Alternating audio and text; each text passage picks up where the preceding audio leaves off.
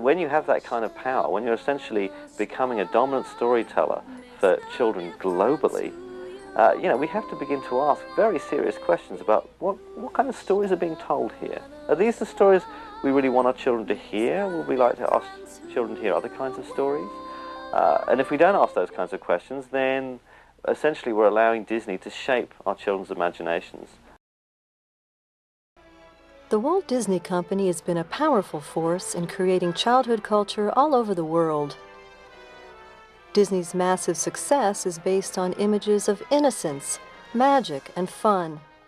Its animated films in particular are praised as wholesome family entertainment, endorsed by teachers and parents, and immensely popular with children. Children, in fact, have been raised on Disney for many generations now. Disney has made a spectacle of innocence. I mean, it hides behind innocence in a way that allows it to separate corporate culture from corporate power. And it has a kind of romance about it that allows us in some way to treat Disney as the ultimate form of fantasy, a fantasy that never needs to be questioned.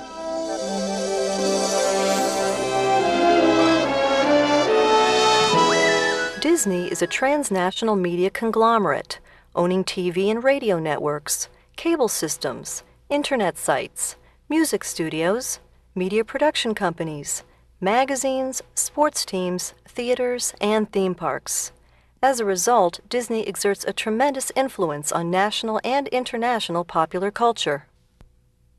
Media conglomeration raises fundamental concerns about its impact on democracy.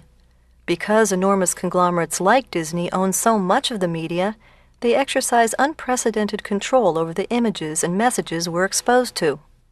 The result is that we're presented with a very limited worldview, skewed and dominated by corporate interests. The thing that I found very, very interesting was that almost everybody who interviewed me would often begin by saying, "Aren't you afraid of writing about Disney critically?" And I was stunned. And I thought, where am I living? Am I living in a police state? Because Disney are such a large media corporation and their products are so ubiquitous and so widespread globally, Disney's stories, the stories that Disney tell, will be the stories that will form and help form a child's imaginary world all over the world. And that's an incredible amount of power.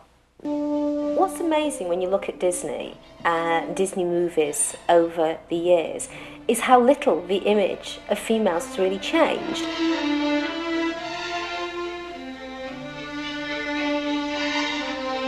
You still have the same highly sexualized female body with the big breasts, the tiny waists, the fluttering eyelashes, the coy expressions, the seductress.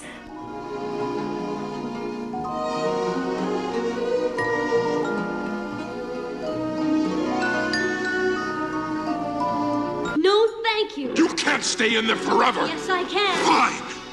Then go ahead and starve. If she doesn't eat with me, then she doesn't eat at all. And yet the whole thrust of the story is that she returns to him, that she socializes him, that she excuses him, that she reinterprets his rage and his abuse as temper.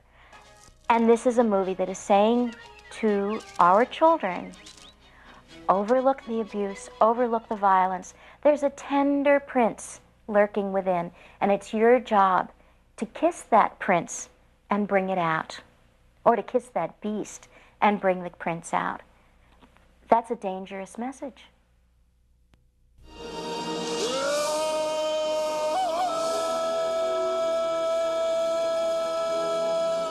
Kids in Africa see it. They see a white man in Africa who's superior, swinging from trees, and they see no Africans.